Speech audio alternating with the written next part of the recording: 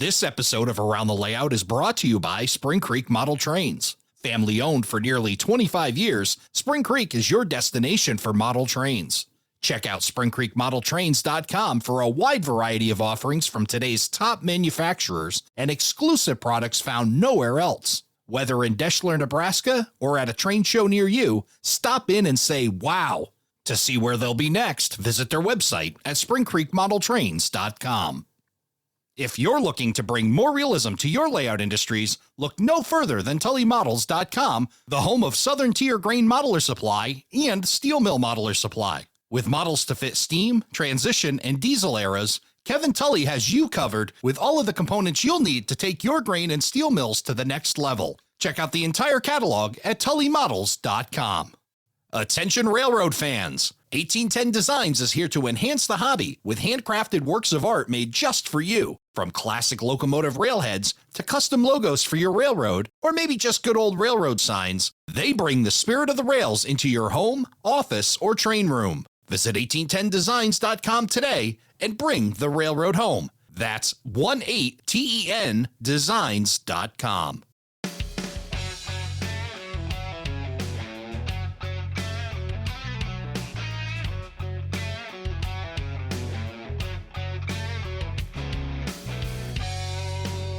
Hello, everybody, and welcome to Around the Layout, where model railroaders come to tell their story. My name is Ray Arnott. So glad you could join us. Joining me from Exeter, New Hampshire, Brenna Keefe. Brenna, welcome to the show. Thank you for having me. Oh, it's awesome to have you. I've been excited to talk to you, and I met you at we call it the Hub Show. I know they got like this fancy name for it, the New England something. And I apologize to those folks. I don't remember the whole name. It's the Hub Show, and it's kind of like pre-Amherst to me. It's turned into a nice show it was in Marlborough, Mass, right? Yeah, that's one of my favorite shows next to Amherst. I absolutely love it because it's small. They keep really good vendors there, and you get to meet some really cool people. Yeah, that's for sure. And it's intimate. It's a very intimate setting. I got to meet some great folks, including yourself, who came up to the table and said, "Hey, I think I have a story." And I think you got about 2 or 3 minutes in, and I went, "Yes, you do. You do have a story." And I couldn't wait to have you on the podcast to tell it, because you are a living example of what can happen with youth who get involved in model railroading at an early stage and pick up all the skills, all these STEM, STEAM type things from model railroading and what they can do with it. So excited to have you on to tell your story. I think it's going to be inspirational for a lot of folks that are wondering, what can I do beyond model railroading with all these skills that I've acquired along the way.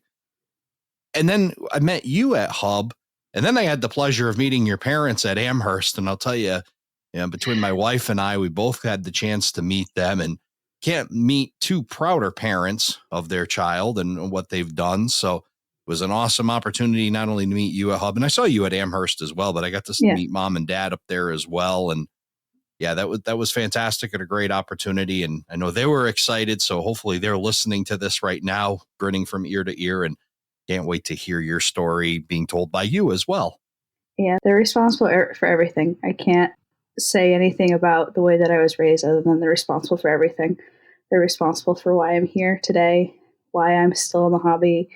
They were my biggest supporters, and I couldn't have done it without them. And my parents, they're crazy proud every time. And when I told them that I was doing this, my dad was so excited. And then when he said, "Oh, I went and I met Ray," I was like, "Oh gosh, what did you say?" No, they were just thrilled to know that you were going to be able to tell your story. So we're going to get into it here and talk about your model railroading journey.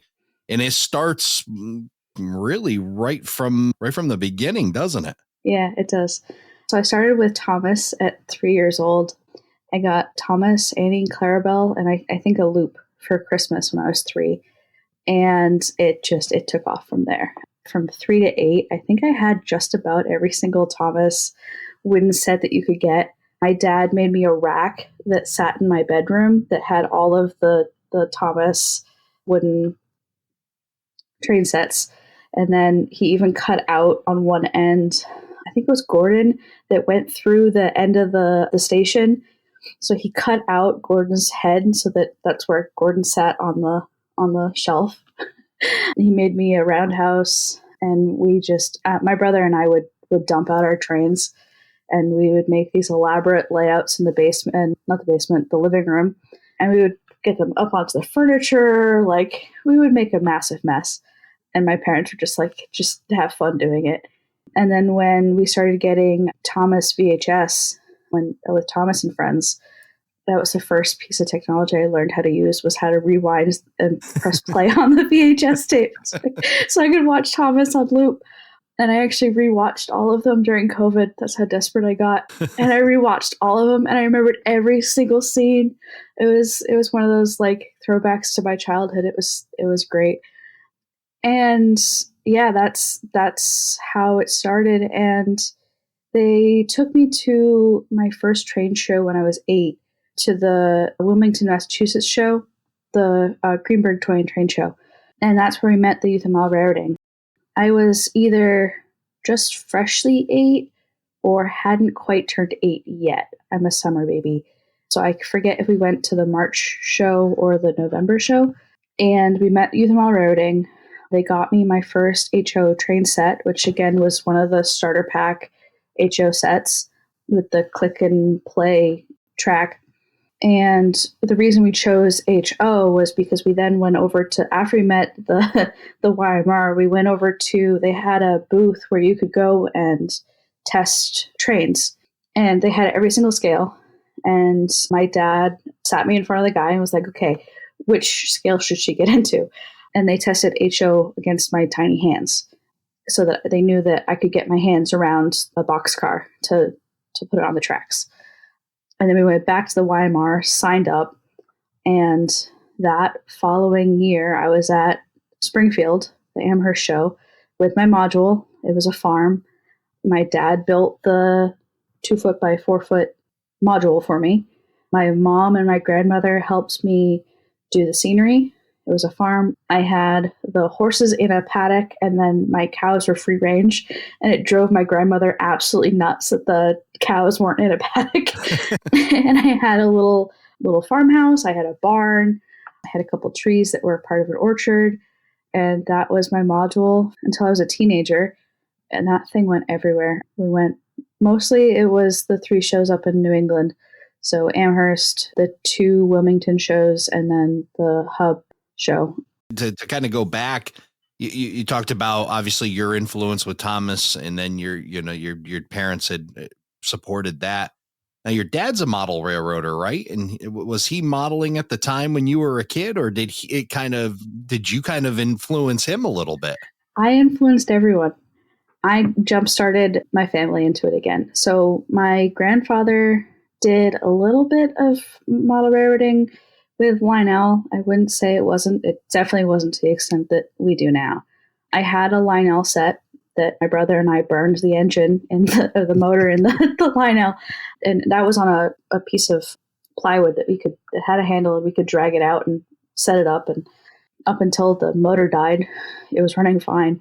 But no, my parents and my grandparents weren't really model railroaders. They kind of fed into the Thomas thing. And then when I started with the YMR, my dad was like, hey, that's a lot of fun. And he went and joined the Hub division of the NRA with the modular group. And so we kind of did this all in tandem.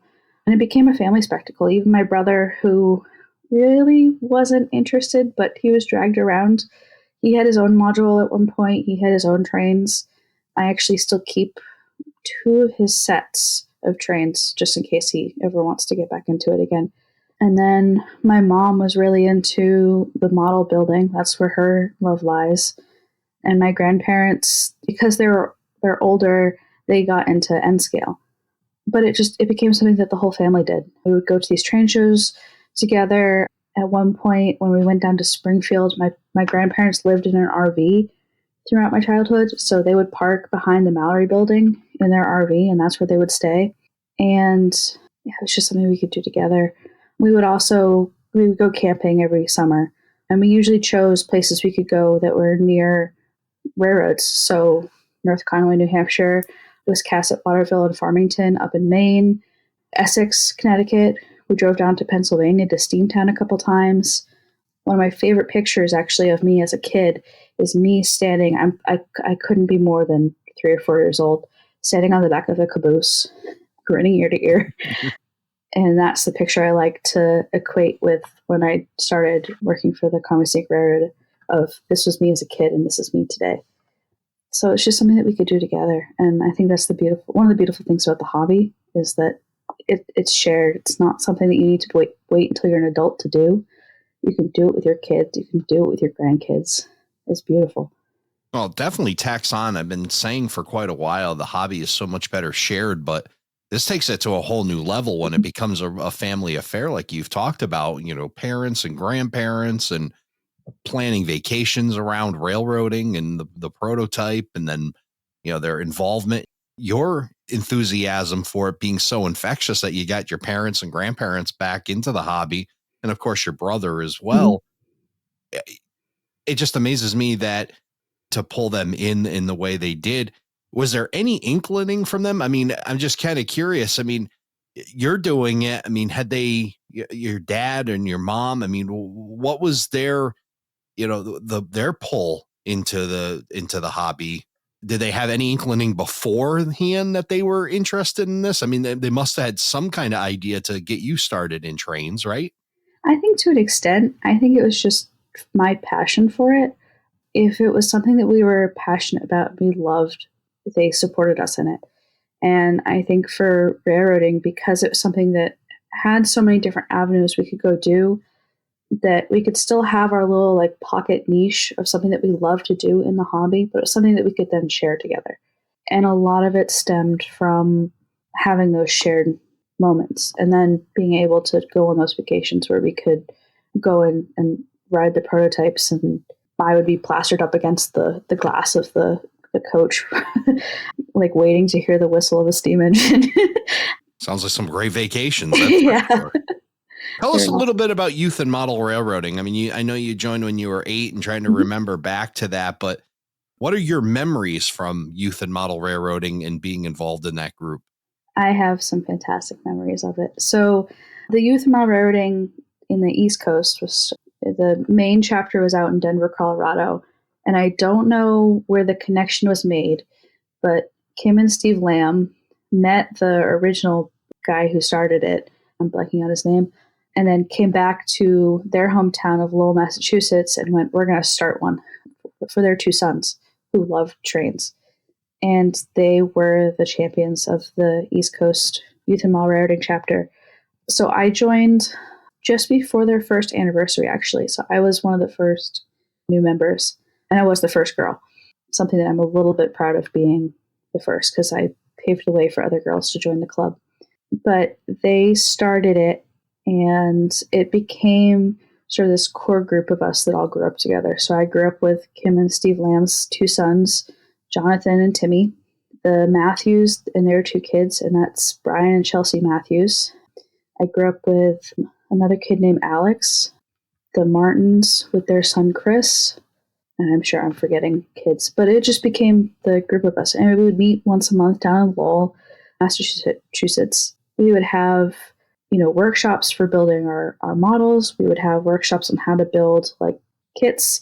We would have safety lessons. So we had Operation Lifesaver. They would come in once a year and do a whole thing of keep off the tracks and stuff like that, and rail safety, because they knew that they were raising the next generation of kids in the hobby. They also knew that, if there's a train nearby, we would be really, really excited, and just to make sure that we were safe around active rail lines. And we would do also field trips. So we got into one year the MBTA in Boston. We got into their dispatch and maintenance facility, and we did a tour there. That was really, really cool.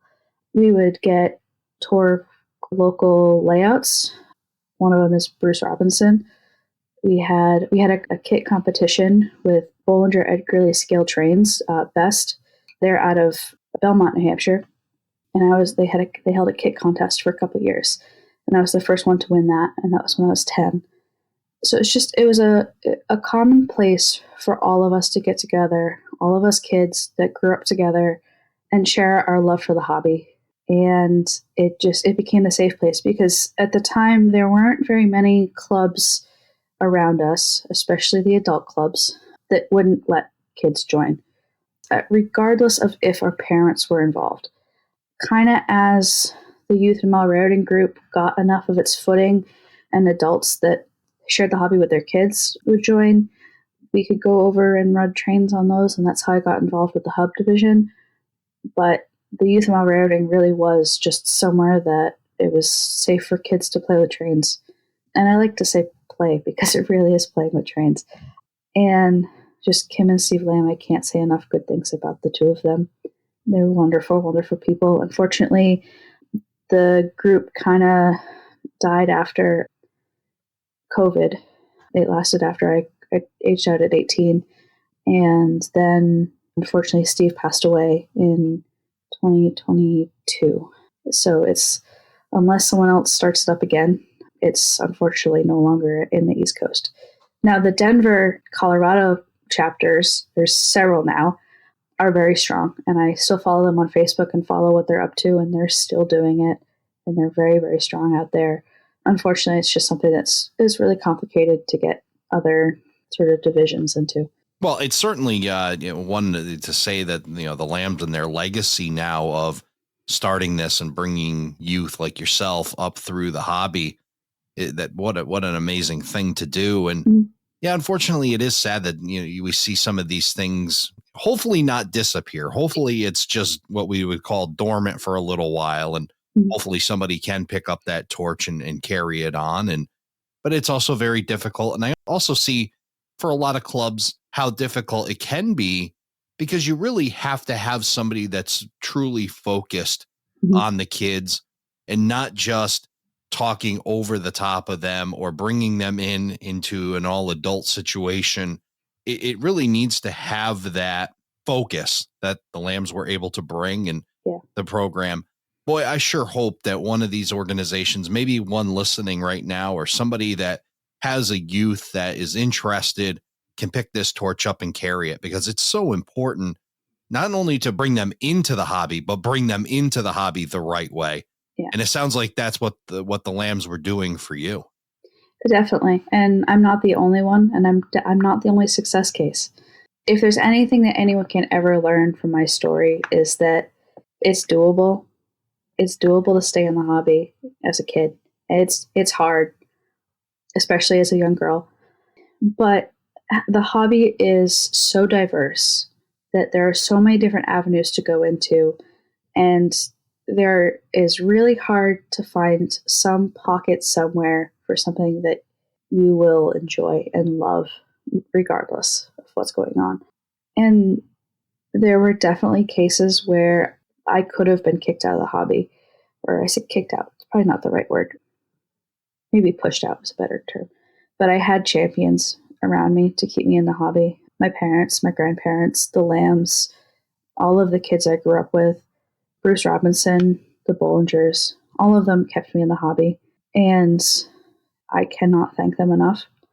And I hope to do right by them and make sure that other kids can stay in the hobby. Yeah, for sure. It is so important. We hold a responsibility, especially if you're not encouraging, don't be discouraging, right? Mm-hmm. Don't be the person that shuts it down or tells a youth that you're doing it wrong, or that it doesn't exist. It doesn't matter.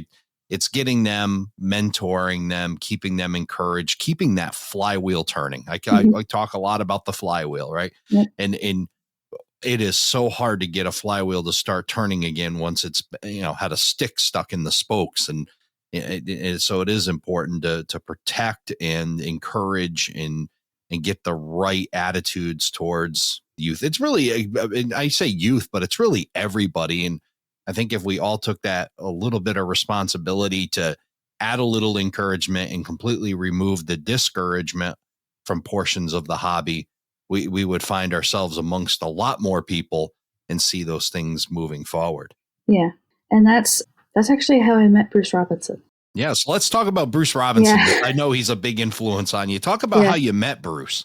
It was the Northeast Region Regional Convention down in Hartford, Connecticut years ago. So I was probably 9, 10, 11, somewhere in there. And Bruce tracked me down. I think he had gotten from somewhere of, hey, there's this really cool young lady that you need to go meet. And he tracked me down and he invited me to his layout in Sandown, which is just up the street from where I grew up in Derry, New Hampshire. He invited me to the layout and taught me everything I ever needed to know about model railroad operations. The way he built his layout is meant it almost as like a graduation program to be so that you become this well-rounded operator. So you can do everything. You could be a road crew, you could be a yard master on a busy yard or a kind of medium yard, and you can be a dispatcher. That is his layout. So what he did is he invited me over. We had a couple like one-on-one operating sessions where he taught me how to use the throttle and work with DCC because at the time the YMR modular group was using DC. So taught me about DCC controllers, how that works, as much as you can explain to a young kid. And then I was invited to his regular operating sessions once a month on Friday nights with my dad. So this is something that my dad and I do together is we go to Bruce's on Friday nights and run trains. This is something I still do. Now I've been, it's now 12 years on his layout this Wow. February. As a regular operator, he has a little sheet on his door that has the seniority list. I'm about halfway down the page, but because the layout's been up since the 90s. But he taught me everything. So how his layout works is you start on the branch line and it's this little pocket. Everything else is running around you. There's the fast clock. You have certain meets you have to do with the regular trains. And then you do that twice. And then you go to a road crew. You do that twice. And then you go to one yard. You do that twice. You go to the other yard. You do that twice. And then you go to dispatcher. Do that twice. And then you can do everything on the layout. And he made sure that I could be an operator and that I treated the layout with respect, that I didn't, crank up the throttle, which is really, really difficult to do when you're a young kid. Sure. It's hard to do for some adults. I've seen some adults who spin the dial like it's, and then you run it like it's Lionel trains, you Yeah. got to go slow, enjoy it. Yeah. And one of the reasons that I love operating is it's this massive puzzle. And just the way my brain works is like, this is a 3D puzzle. I am in heaven. Give me a yard and I am happier than anything. So that's the quick version of how I met Bruce. And he is my champion. He is the cheerleader in the back going, you can do this, Brenna. He made sure that I had opportunities to go run on other people's layouts, to meet various other model railroaders in the community. He got me into running on the nonstop op one year. That was a lot of fun. I did that with my dad. And even today, this is like when we get into going through my layout, he's the one that I brought the track plan to and was like, okay, this month, what do I need to do? What do I need to work on?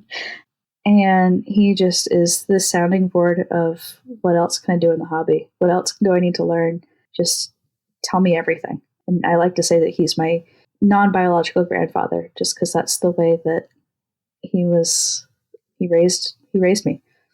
Oh, that's so amazing. Yeah.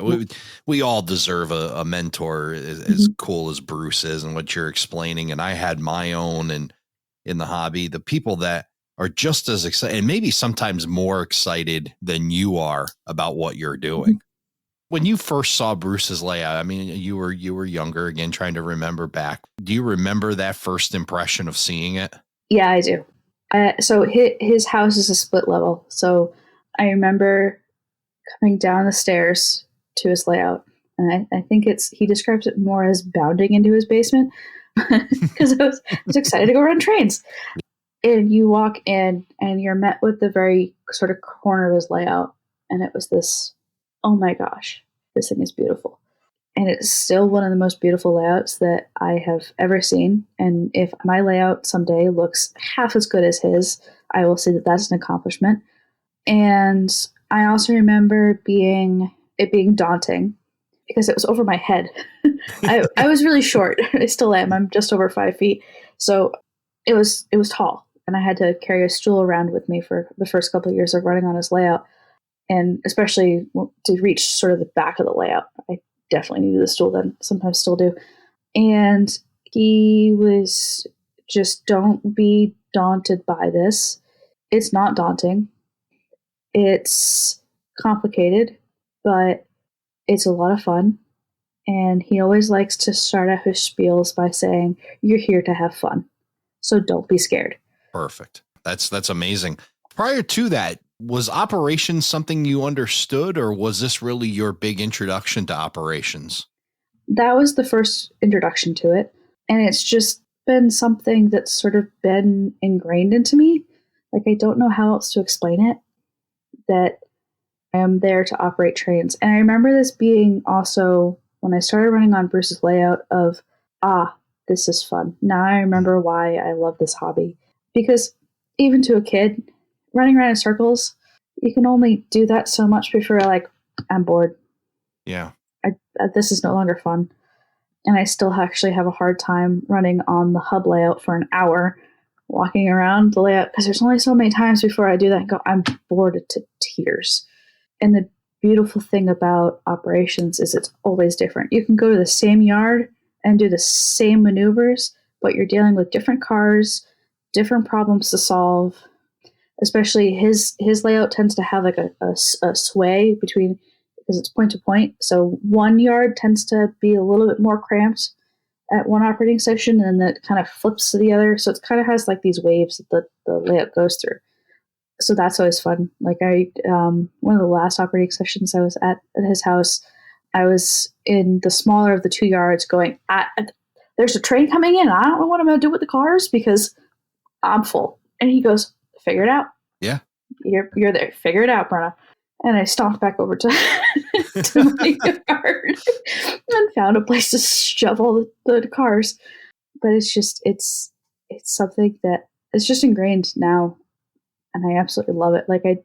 It's also a social to go once a month and hang out with these guys that I've known since I was, yay tall. And we're sitting around and I'm complaining about the yard being full. Meanwhile, one of the guys is going, well, why are you complaining? You knew that this happens. Like, he's yanking my chain and making fun of me. And, that's all part of the fun is the ribbing and that camaraderie that develops. I've been thinking about it a lot lately. Of course, we have on our show here, we've been bringing Don Iris on and doing our talking ops with Don Iris, and it's got me thinking about operations a lot. And then I had this conversation with a couple people, and I think it was around Amherst, and about the effect of operations. And let me preface by saying, if you're somebody who likes to rail fan your layout, there's certainly nothing wrong with that. And you're still obviously very much a big part of our hobby. Mm-hmm. But what I find in a lot of these conversations doing this podcast for nearly 3 years now, and the people that we talk to, and it sounds like you as well, it seems like if you were to draw a line chart, interest over time, and you have somebody that hasn't been introduced to operations yet, it's kind of to me like a 10 or 15 degree incline line. Mm-hmm. And then when they get operations, it just pivot points to this 45 to 50 degree angle that it just shoots up because of, and maybe that's what I'm trying to figure out, what causes that pivot point or what it is. And either it's the relatability, because now it's what you see from the prototype, right? This is what the Mm-hmm. prototype does. They don't run in a circle for running in a circle's sake.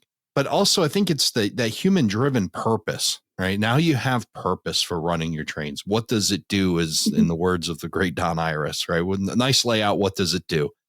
And I think that's what you started to figure out as well, right? It's not just, here's some trains that can run around and do this, or now I can actually do something with them.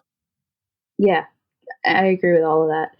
And I love listening to Don's perspectives on operations, and I love his segments that you do with him, just because it makes you think more about the purpose of why we model, and that we're modeling something that has a very distinct purpose. It's the shipment of goods. Right. That is what trains are for. Whether that be the physical goods of just like regular day-to-day industry, whether it be people, whether it be whatever we're moving. I think I think you're right, that's the reason why we're sort of drawn back into operations. And it's, Bruce also kind of hammered that into me, especially in the last couple months while working on my track plan, was why are you doing this? What are you moving? Where is it going? How much do you need? What else does the industry need? Like you say that, you have one of the industries on my layout is a beer industry. Well, you need another thing other than just shipping the beer out. You need your wheat, you need your barley, you need your bottles. So what else can you do with those industries to make it more interesting? And I mean, there is the scenic aspect to it. There is the rail fanning aspect to it. And I love to rail fan Bruce's layout. I think it's really fun. I figured out a way to get my camera into a scenery where I'm not going to damage the scenery, but I'm going to make the photos look like it's a person on the ground taking a picture. That's always fun to do. I usually do that at the end of the operating session just because I'm bored. But to go back to the purpose of what the layout is for and the purpose of what railroading is for. Absolutely, yeah. So you met Bruce Robinson. You've got this influence in your youth and in your teenage years.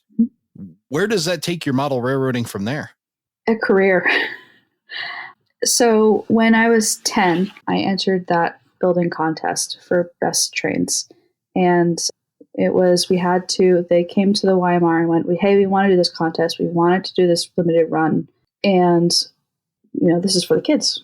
We'll do this limited, we'll pick one, we'll do this limited run. It'll be fun. And we'll teach your kids how to build Craftsman kits.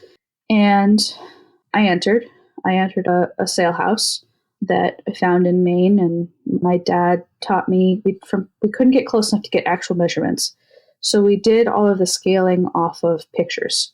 I counted clapboards to get the size, did some approximate dimensions based on some stuff that was nearby, and the purpose of the contest, it was supposed to be a really, really simple building. So in this case, the sale house was square.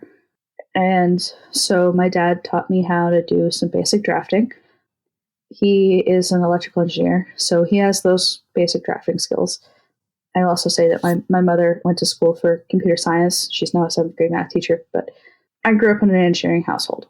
You had a good base to start with. Yes, I did. There you go. Yeah. Yes, I did. And I entered, and I ended up winning, which was fantastic in and of itself. Yeah. Went up and hung out with Brian and Jill up at their house, and I got into kit buildings. And that's what I did from 10 until, ever now. And then the high school I went to had a program called Career and Technical Education, CTE. And they have, if you can think about just about any hands-on career, they have some sort of track you could go through. So as a freshman, I was actually 8th grader, my mom and I were looking at the list of things I could go do, because a lot of it you have to start as a freshman. You can go and kind of take these introduction classes. And my mom's looking at the list and goes, you like to build buildings? And I was like, yeah. She goes, why don't you take a drafting course? And I was like, sure, why not? So I took an introduction to CAD program. And then the next semester I took a introduction to hand drafting. And I loved them. I had an absolute blast in both of those. Because I'm using my hands. CAD is a little different, but still kind of uses the same mechanisms. And then when I was a junior, I took the architecture class. And I again fell in love with it. I was in heaven.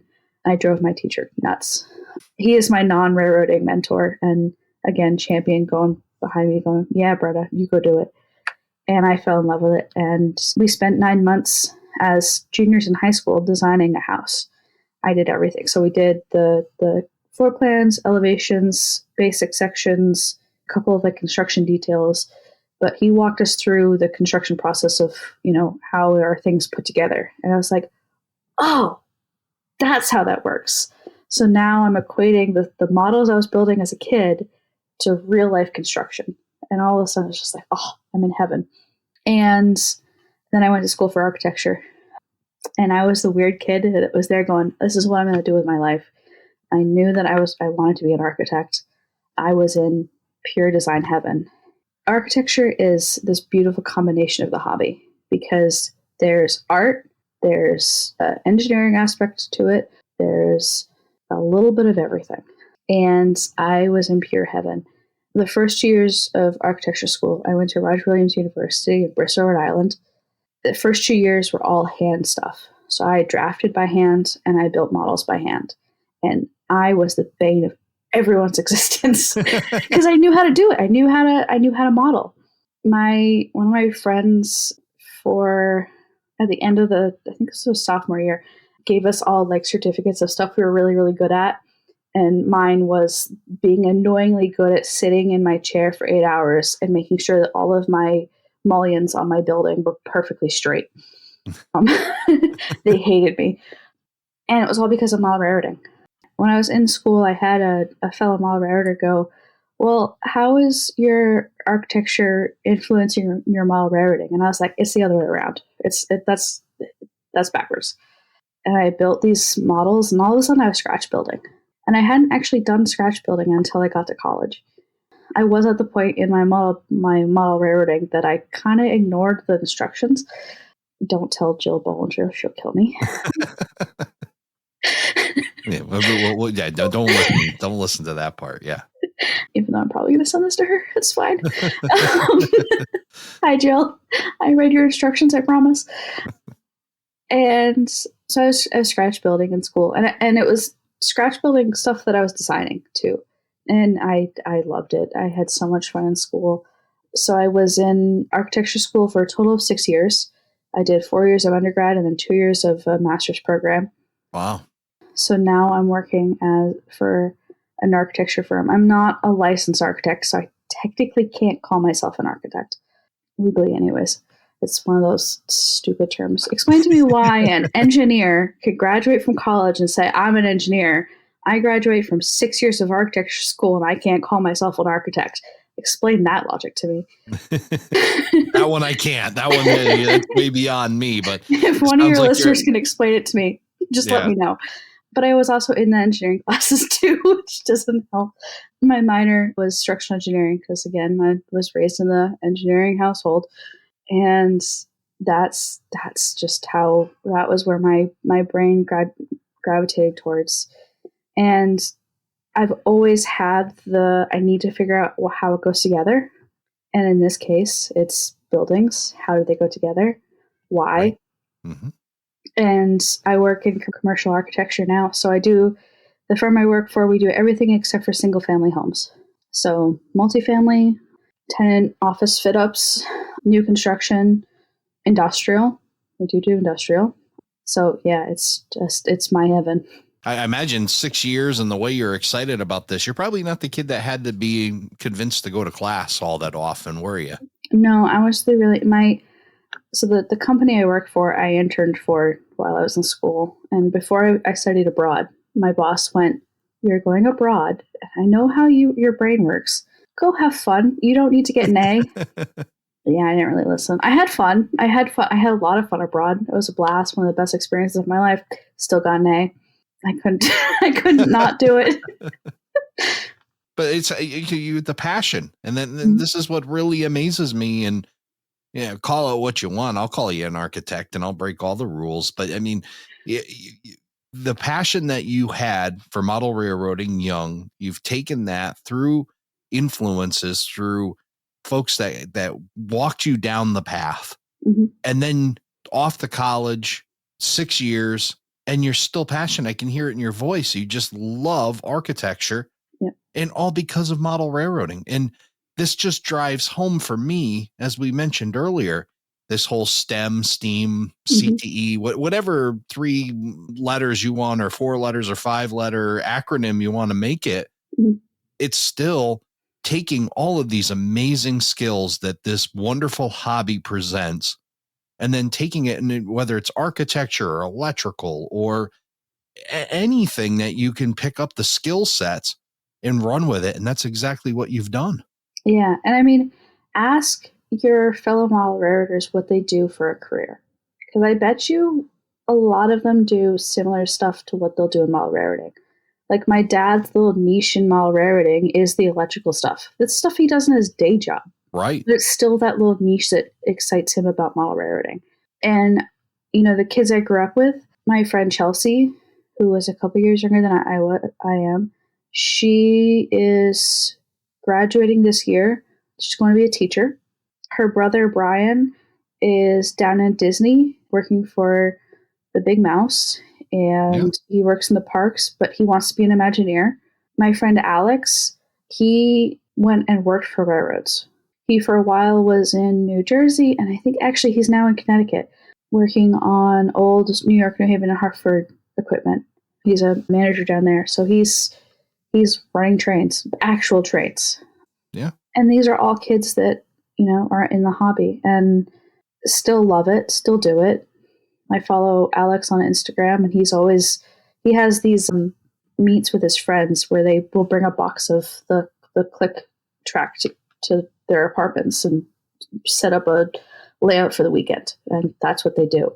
Like, it's not, when you're raised in the hobby, it's typically not something you're going to lose. Or, you might have a hiatus. I certainly was busy enough during school. I wasn't modeling as much as I was as a kid, but I'm still now in the hobby. I'm still doing stuff. I'm actually sitting at my desk that was for work, but after Amherst, I came back and went, I gotta model.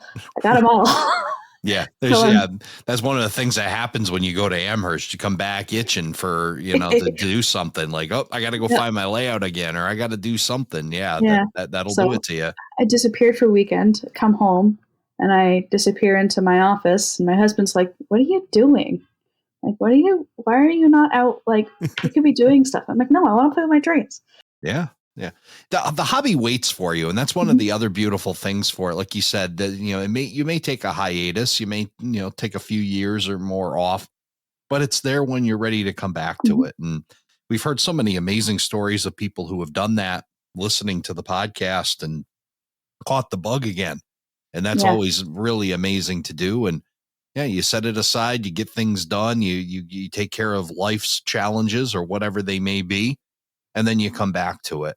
And the skill sets and even the niches, like you mentioned, there's so many niches to it. And you mentioned careers. I'm thinking, like, even for me, my career is in sales. I like talking to people. Here's my niche right here in the podcast, right? I get to talk to folks, and it all kind of just ties together. I mean, I love doing some of the other stuff in the skills and that come with the hobby, but love talking to people, and you get to do that as well and have that social aspect that you had mentioned, and you make friends for life that you still keep up with to this day. Yeah. Yeah. I mean, I saw Alex at Amherst for the first time in at least 5 years, and I got a big hug from him. Like, literally, he dropped whatever he was doing to give me a hug because we haven't seen each other in so long. Like, I have these connections for life. Like, I don't know of another hobby where that can happen. And I mean, we meet some fantastic people from all over the place. One of the really fun things I like listening to your podcast is, like, you have listeners in Australia, like Europe, you have listeners everywhere. Like, that is so stinking cool that something as simple as a train can bring people together. Like, that is so cool. It is absolutely amazing, humbling, and it's a universal language for sure. And people, it's something that we can all have a common bond over. And no matter what you're doing in the hobby, there's always something for us to connect with for it. So yeah, really, really cool. So you've got this great story, and I hope that folks that are listening to this, if your kid is 3, 4, 5, 6 years old and they're starting to show interest in this hobby, please do what Brenna's parents have done, which is continue to encourage this, because look, it can walk you down an amazing path. And whether it's model railroad related or not, it's just skills that will last a lifetime for sure. And you're continuing on now that you've got yourself graduated and working full time, and you recently were married and purchased a home. So it's time for a little bit of a project, isn't it? Yeah. Yeah. So we are currently finishing my train room, which is so fun to say. I have, when we were looking for homes, my husband and I had an agreement. He's a car guy, so you wouldn't catch him dead at a train show, unfortunately. And everyone's like, "Where's your husband? Why isn't he here?" He could care less. He does not want to be at a train show, but he's wonderfully supportive, and he's finishing my train room for me. So when we were looking for a house, the agreement was if I got the basement, he could have the garage, and I wouldn't argue for a spot in the garage during the winter. which is a sacrifice in Exeter, New Hampshire. In fact, tonight it's snowing as we're recording this. So yeah, and now having scraped the ice off my windshield a couple times this winter, I'm sometimes regretting that, but it means I get my spot in the basement where I can build my trains. So, trade off, like occasionally scraping snow off of my windshield or basement full trains. And just dream of your trains and your train room while you're out there and scraping the ice off. That's for sure. Yeah. And so we've had the house for just over a year. We did a couple of other projects around the house that need to be done first. And then we've been tackling the basement this winter. And then it was, I get my train room. I get to build my layout. And I'm building my layout sort of for the express purpose of getting my master model railroader. Also to have my own trains, but that is the path that I'm using to build my layout. So sort of everything surrounding that. The room itself is just under 11 feet by just over 11 feet. So it's a decently good sized room. And I called it the Spring Valley Railroad. I don't really know where the name came from. It's not a railroad in particular. Sounds like one, though. I think the name sells for sure. Yeah. And I'm modeling it after the Boston Main and Main Central. It's the two railroads my dad and I model, but it's not any specific line or anything like that. Actually, the names come for my towns. There's three. One of them comes from Manchester, New Hampshire. The other two come from Connecticut, just because. And that actually has some pretty cool ties to my family, which kind of was a happy accident. But it's just something for me to have fun with. I wanted something that was completely fictitious, that when I say it's my railroad, I'm doing it my way, it really is my railroad, I'm doing it my way. I'll have a somewhat prototypical layout with the layout I'm designing with my dad in his basement. So that will be most likely the Boston, Maine, and Maine Central Mountain Division in New Hampshire. So think of Conway Snake Railroad, that line. And then just something to have fun with. I wanted something I could have fun with. And it's operations based. So it's designed right now to be 1 to 2 operator. My guess is one person can do it, working in the yard and then taking like a local out, but it probably is really going to work best with 2 people. And I'm not going to have a dispatcher, which is kind of surprising for me. I'm not going to have a fast clock. Not clock. That's, again, probably a little bit surprising. But just something that, me and someone else can go downstairs and putter with my layout. Do a couple switching maneuvers and things like that. So it's kind of a loop right now. So it's a single point, which is the yard. And you come out of the yard, you go to the first town, and that will have industries and things. And then you can continue on, and then I'll have a slight grade change up, probably 4 to 5 inches, to get just that little bit of relief so it's not all flat. And also it's the best way to get a loop in.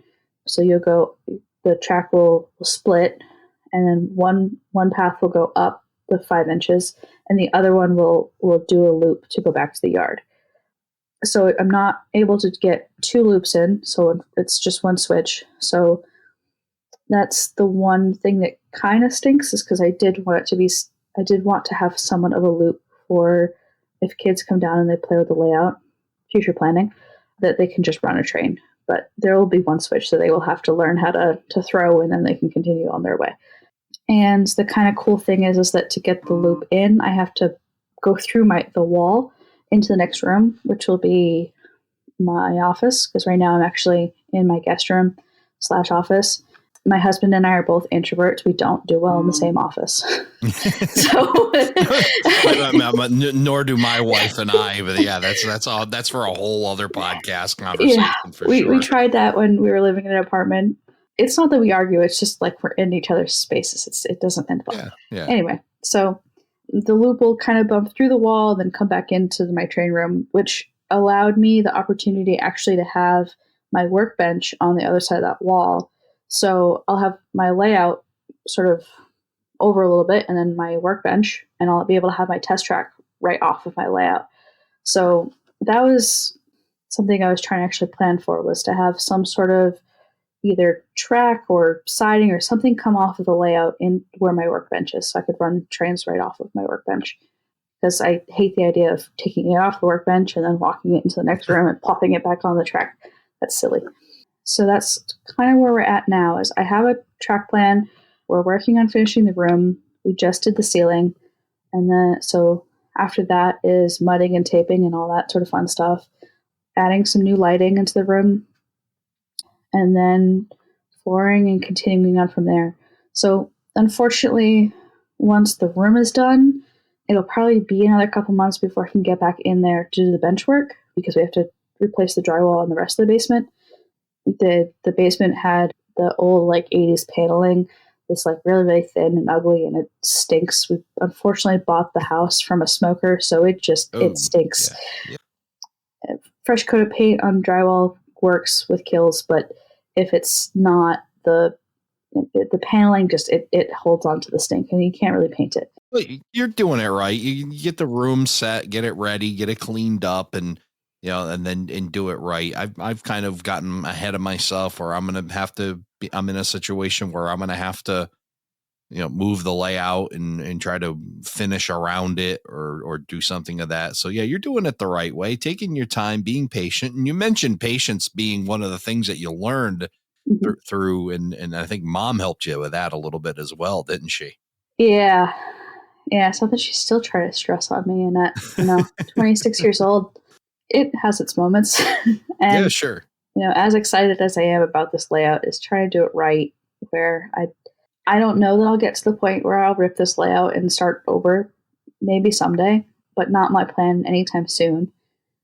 So to do it right is really, that's really where it lies. Actually, we had a whole conversation with my dad at Springfield about just the track to use, like what code number to use. I'll probably be building most of my turnouts and then having flex track as the main, stays of linear track, and doing it that way. That's kind of the current plan. One, to learn how to properly hand lay track. Also, it can be one of the requirements to get your master mile railroader for the civil requirement to hand lay some turnouts. So kind of killing two birds with one stone there. But it's just, learning all these new things I have to learn. I have to learn how to do electrical wiring. That'll be fun. That'll be a lot of, hey, Dad, I need your help. I was gonna say, Dad, there's Dad to help you out. And I'm sure Dad's learned a lot from you as well. Yeah. It's just, this is something that we share together. We get really excited about, playing with our trains together. We're getting ready for the NER convention that will be in Concord, New Hampshire, which is right up the street from where I live. And we're hoping to do a couple clinics together, talking about growing up in the hobby and it being something that the two of us do together. This is something that I've done with my entire family. I have other interests that I share with my mom, like with our dogs and crafting and that sort of stuff. But model railroading really is the hobby that I share with my dad. And that's something that I wouldn't give up in a million years, that this is something I can do with my dad. Having friends that, aren't really close with their dads, and I don't understand not having that bond and not being able to call them and go, hey, I thought of this. This is really, really cool. We should go do this. And having those really special moments. He's been my partner in all of this, and I loved sharing it with him. And I'm really excited to be doing my own layout and figuring out a little bit of on my own, but knowing that this is something that I share with him, that's just really special. Well, it certainly is something that started right from the beginning in your very young years all the way up to now and still being able to have that. It's really a credit to the entire family and their willingness to support it, Mm-hmm. your willingness to continue sharing it. It's just a great story from really beginning to now. And I just look forward to watching this as you continue to grow on your layout and you help your dad with his. And yeah, just an awesome story all around. I'm really glad that you took the time to come here and tell us your story. So thank you, Brenna, for coming on Around the Layout and sharing it with us. Thank you so much. If this can reach one person that will help a kid stay in the hobby, it'd be something that they get to do together, I will have accomplished something. So that's my only hope. Thank you for joining us for this episode of Around the Layout. Learn more about today's episode, check out past shows, and much more on our website, aroundthelayout.com. Show your support by becoming an operating crew member at aroundthelayout.com/crew. Follow us on social media, aroundthelayout.com/social. And send us your feedback, aroundthelayout@gmail.com. Thanks for hanging out with us around the layout.